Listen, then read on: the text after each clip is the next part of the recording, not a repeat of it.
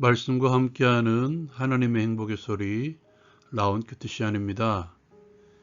이 시간에는 스가랴 1장 7절에서 21절의 말씀을 가지고 함께하겠습니다.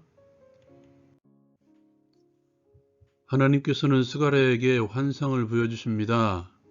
그중 말탄 자들의 환상과 내 뿔과 내 대장장의 환상을 통해서 예루살렘의 재건과 열방에 대한 심판을 예고하십니다. 하나님께서 스가랴에게 보여준 환상이 총 8가지죠. 그 첫 번째가 말탄 자들의 환상입니다. 스가랴는 한 사람이 붉은 말을 타고 골짜기 속 화석연합 사이에 서 있는 것을 봅니다. 그 뒤에는 붉은 말과 자줏빛 말과 백마가 있는 것을 보죠. 스가랴는 이것이 무엇이냐고 천사에게 묻습니다. 천사는 스가랴에게 이들이 무엇인지 보이겠다고 하고 말합니다. 이에 화석류나무 사이의 선자가 여호와께서 땅에 두루 다니라고 보내신 자들이라고 말합니다. 이후 화석류나무 사이의 선자의 뒤에 있던 자들이 우리가 땅에 두루 다녀보니 온 땅이 평안하고 조용하더이다 라고 말하죠. 여호와의 천사가 말합니다. 만군의 여호와여, 여호와께서 언제까지 예루살렘과 유다 성읍들을 불쌍히 여기지 아니하시려 하나이까? 이를 노하신 지 70년이 되었나이다. 이에 여호와께서 선한 말씀, 위로하는 말씀으로 대답하십니다. 이후 스가랴에게 말한 천사가 다시 스가랴에게 여호와의 말씀을 전합니다. 너는 외쳐 이르기를 만군의 여호와의 말씀에 내가 예루살렘을 위하며 시온을 위하여 크게 질투하며 안일한 여러 나라들 때문에 심히 진노하나니 나는 조금 노하였거늘 그들은 힘을 내어 고난을 더하였음이라. 그러므로 내가 불쌍히 여김으로 예루살렘에 들어왔은즉 내 집이 그 가운데 건축되리니 예루살렘 위에 먹줄이 쳐지리라. 만군의 여호와의 말씀에 나의 성읍들이 넘치도록 다시 풍부할 것이라. 여호와가 다시 시온을 위로하며 다시 예루살렘을 택하리라 하라. 다시 스가랴는 한 광경을 봅니다. 그는 4개의 뿔을 봅니다. 스가랴는 천사에게 이들이 무엇이냐고 묻죠. 이들은 유다와 이스라엘과 예루살렘을 흩뜨린 뿔이라고 천사가 대답합니다. 그때 여호와께서는 스가랴에게 대장장이 4명을 보여주십니다. 스가랴는 여호와께 그들이 무엇하러 왔나이까 묻죠. 여호와께서는 그 뿔들이 유다를 흩뜨려서 사람들을 능히 머리를 들지 못하게 하니 이 대장장이들이 와서 그것들을 두렵게 하고 이전의 뿔들을 들어 유다 땅을 흩뜨린 여러 나라의 뿔들을 떨어뜨리려 하느니라 라고 말씀하십니다. 이 말씀을 가지고 함께 적용을 위해 나누기를 원합니다. 먼저 우리를 감찰하고 계시는 하나님이십니다. 스가랴에게 주신 첫 번째 환상이 말탄 자들의 환상이죠. 환상 가운데 등장하는 말탄 자들은 온 땅에 두루 다니라고 보내심을 받은 자들이었죠.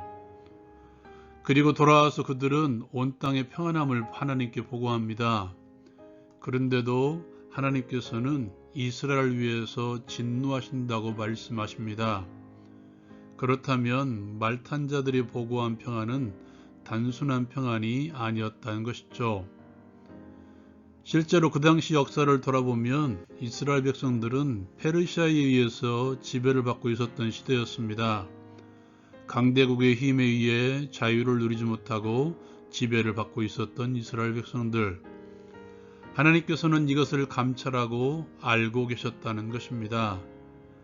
이스라엘 상황을 감찰하사 정확하게 알고 계신 하나님께서는 지금 우리의 상황 또한 정확하게 알고 계심을 기억하십시오. 하나님의 시선은 항상 우리를 향해 있습니다. 그 시선은 우리를 향한 사랑의 시선이죠. 천사는 하나님의 말씀을 이렇게 전하고 있습니다. 내가 예루살렘을 위하며 시온을 위하여 크게 질투하며. 우리를 위하여 질투하시는 하나님, 우리의 신랑 되신 예수 그리스도는 우리를 위하시며 우리를 위해서 질투하시며 우리를 위해서 진노하시는 분이십니다. 오늘 스가랴가 본 또 다른 환상이 그것을 우리에게 들려주고 있죠. 넷불과 네 대장장이에 대한 환상입니다. 넷불은 이스라엘을 흩뜨린 뿔, 즉 이스라엘을 괴롭힌 강대국들을 의미하는 것 같습니다. 넷불이 어떤 나라일까 특정할 필요는 없죠. 어느 시대든 하나님의 백성들을 핍박하고 괴롭힌 나라들은 존재하고 있기 때문이죠. 그런데 오늘 말씀에 보면 하나님께서 보내신 네 대장장이를 통해서 넷불을 산산조각 내십니다. 하나님의 도구를 통해서 하나님께서는 이스라엘 괴롭힌 세력들을 분명하게 깨뜨리신다는 의미이죠. 하나님이 우리를 위하시면, 하나님께서 우리를 위해서 질투하시면 아무리 강력한 세력이라도 무너질 수밖에 없습니다. 여호수아와 갈렙의 고백을 기억하실 것입니다. 여호와께서 우리를 기뻐하시면 아무리 거대한 안악 자손이 있을지라도 그 땅을 우리에게 주시리라. 하나님은 사랑이십니다. 사랑의 하나님께서 우리를 위해서 질투하실 때 우리를 가로막고 있는 어떤 세력이라도 우리를 감당치 못할 것입니다. 하나님을 사랑하는 신부가 되십시오. 하나님만을 바라보는 그리스도의 신부가 되십시오. 오늘 말씀은 또한 여호와께서 우리 이스라엘을 위해 질투하심으로써 행했던 첫 번째 일이 바로 예루살렘에 돌아와 성전을 건축하게 하는 일이었습니다. 여러분, 그 당시로 한번 돌아가 보십시오. 그들이 승리를 통해서 예루살렘으로 돌아온 것이 아니었습니다.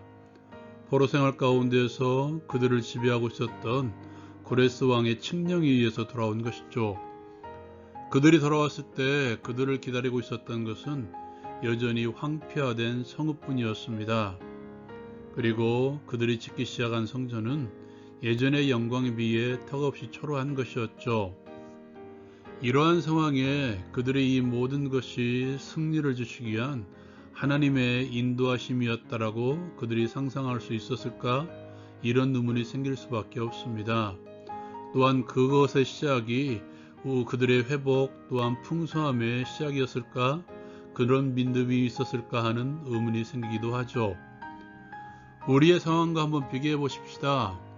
말씀이 육신이 되어 우리 가운데 거하시는 예수 그리스도, 그 예수 그리스도를 믿기 시작함으로써 우리의 삶에 역전이 바로 일어났습니까? 여전히 동일하게 살아가고 있지는 않으신가요? 내가 주를 믿는 믿음이 있다 할지라도 여전히 변화되지 않는, 다시 말해서 크게 달라진 것이 없는 우리의 삶이라는 것이죠. 그런데 오늘 말씀에서는 그것이 회복의 출발이라고 말씀하십니다. 오늘 선자를 통해서 하나님께서 이렇게 말씀하십니다. 나의 성읍들이 넘치도록 다시 풍부할 것이라. 다시 시온을 위로하며 다시 예루살렘을 택하리라. 주를 믿는 믿음, 내가 그리스도와 함께 십자가에 못 박혔나니, 못 박혔다는 것은 죽은 삶이죠. 예수 그리스도로 인해서, 예수 그리스도를 믿는 믿음으로 인해서 나의 삶이 죽을 수도 있는 것이죠. 그런데도 여전히 살아 있습니다. 그 바울은 그것이 바로 믿음이라고 말씀하고 있죠. 오직 내 안에 예수께서 사는 삶, 하나님께서 계신 성전을 지어나가는 삶, 그리스도 예수를 믿는 믿음의 삶이라는 것이죠. 그 믿음의 삶으로 하나님의 회복의 약속을 기대하라는 것입니다. 주 예수 안에 있으면 나와 함께 짐을 짊어주시는 하나님의 회복이 있음을 기억하고 믿음으로 승리하는 삶, 그것이 나를 위해서 질투하시며 불쌍히 여기시는 주를 믿는 믿음의 삶, 회복의 삶의 출발입니다. 나를 위하시며 질투하시는 하나님이심을 믿으며 살아가게 하옵소서. 하나님께서 주실 회복과 풍성함을 기대하는 믿음으로 살아가게 하옵소서. 우리와 거처를 함께 하시는 하나님의 거룩함을 이루게 하옵소서. 예수님의 이름으로 기도합니다. 아멘. 성전의 회복은 거룩함, 구별됨의 회복이죠. 믿음의 삶으로 구별됨을 이루십시오. 라온 큐티 마치겠습니다.